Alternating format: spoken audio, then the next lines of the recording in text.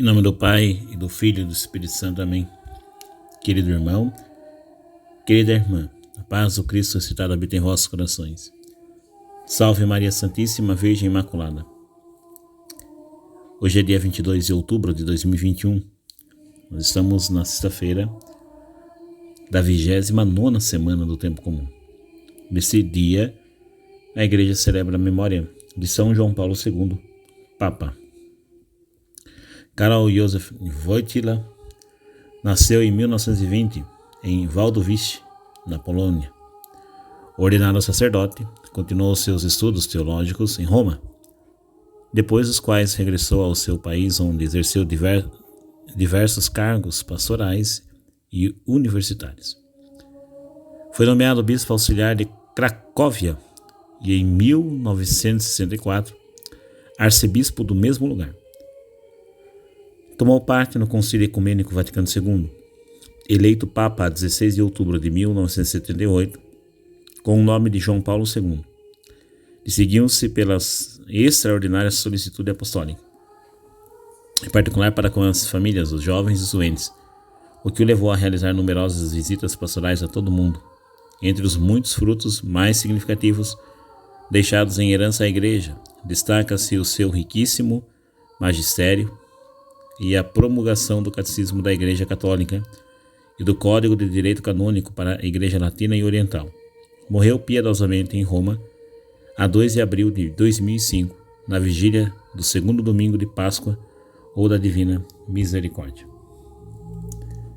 Primeira leitura. Carta de São Paulo aos Romanos, capítulo 7, versículos de 18 a 25. Quem me libertará deste corpo de morte? Salmo 118, rezemos juntos com o salmista. Ensinai-me a fazer vossa vontade. Mais uma vez, repetindo. Ensinai-me a fazer a vossa vontade. Escutemos com atenção o Santo Evangelho, Lucas, capítulo 12, versículos 54 a 59. Naquele tempo, Jesus dizia às multidões: quando vedes uma nuvem vinda do ocidente, logo dizeis que vem chuva. E assim acontece. Quando sentis soprar o vento do sul, logo dizeis que vai fazer calor. E assim acontece. Hipócritas, vós sabeis interpretar o aspecto da terra e do céu.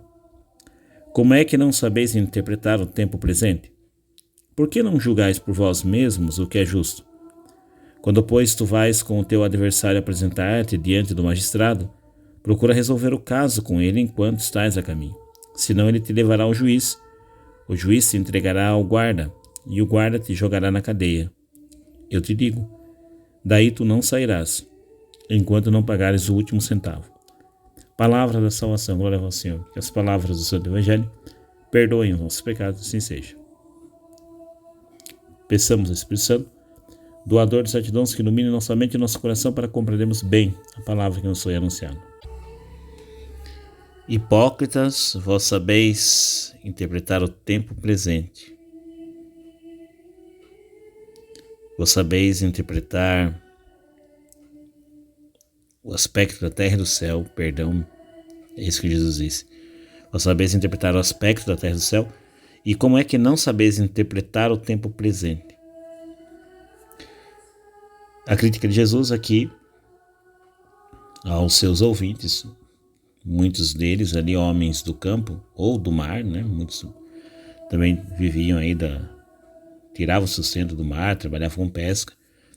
E então é um público que sabia interpretar os sinais climáticos, né? Num tempo que não se tinha essas estações climatológicas que nós temos hoje, que você acessa rapidamente para saber se vai chover ou não, ou se tem a previsão de chuva ou não, de calor, do frio.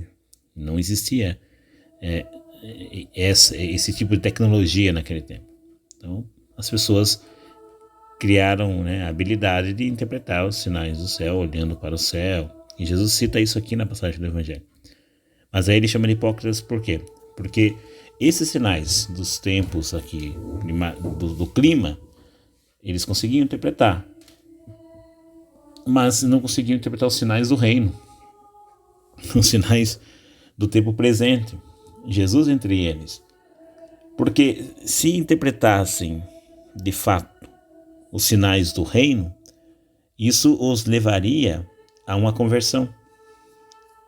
Inevitavelmente os levaria a buscar a conversão. Mas nós queremos evitar a conversão porque a gente se apegou demais aos costumes que a gente tem, que a gente pratica, as coisas que a gente costuma fazer. Então, não interpretar talvez não seja nem por ignorância, talvez não seja nem porque a gente não tenha a capacidade para isso. O que a gente entende aqui provavelmente seja que a gente quer evitar compreender, ou seja, quer não saber compreender, para não ter que mudar, para não ter que melhorar, para não ter que converter. Não entendi direito aquela pregação, aquela mensagem, aquela palavra. Não estou percebendo, né, tudo que está acontecendo nesse mundo que nós estamos vivendo hoje, com o avanço dessas pautas progressistas, essas ideologias nefastas que a gente tem dito aqui nas nossas reflexões durante esse ano que trabalhamos com a comunicação aqui no YouTube. Com frequência a gente tem falado disso.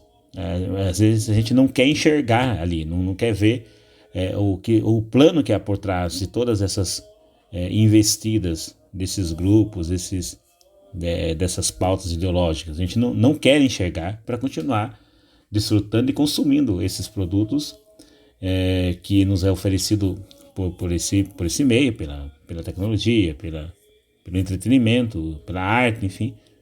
Então a gente finge não entender o que está acontecendo. Ou se percebe, não quer aprofundar, exatamente para não ter que melhorar ou incomodar alguém, ou incomodar as pessoas por uma postura correta e digna, decente, se não ser taxado de alguém que é retrógrado, fechado, que é o que Paulo diz na primeira leitura hoje, sobre quem nos libertará desse corpo de morte. Paulo está lamentando o fato de que sabe o bem que é fazer, mas acaba não fazendo e não faz, acaba fazendo aquilo que não quer fazer. É dominado pelo pecado, não é senhor de si mesmo. O mau uso da liberdade leva a ser escravo novamente. Parece um paradoxo isso. Então, tanta liberdade que a gente apregoa, tanta liberdade que se pede hoje em dia, mas na verdade o mau uso dela nos leva a nos tornarmos escravos novamente das coisas ou de outras coisas. Quer ser livre, mas acaba se escravizando. Então a gente acaba patinando, não sai dessa condição. Quem nos libertará disso? Então, Paulo faz essa pergunta. Nós sabemos que é Cristo quem nos liberta. É nele que nós somos libertados em definitivo, de todas as amarras, de tudo que pode nos prender e nos puxar para baixo. Se não conseguimos nos elevar às alturas, à estatura de Cristo, à vida de santidade, é porque temos amarrado em nossos pés muitas correntes com aquelas bolas pesadas de ferro. Mas muitas vezes a chave está aqui, pertinho de nós, ao nosso alcance. Mas custa-nos nos libertar disso para assumir uma vida de piedade, de retidão, de compromisso com o Evangelho. Bastante coisa a gente estava dizendo aqui hoje, né? Acabou dizendo aqui. Mas é isso. Deus é graça de termos os olhos abertos, de interpretar tudo que está acontecendo no mundo e entender que o Evangelho que a gente ouve, a palavra que nos é anunciada, precisa ser colocada em prática para que a gente, de fato, cresça, se edifique espiritualmente em nossa vida de fé. O Senhor nos abençoe, nos livre todo mal, nos conduza eternamente. Louvado seja o Senhor Jesus Cristo, para sempre seja louvado. Amém. Em nome do Pai, do Filho e do Espírito Santo. Amém.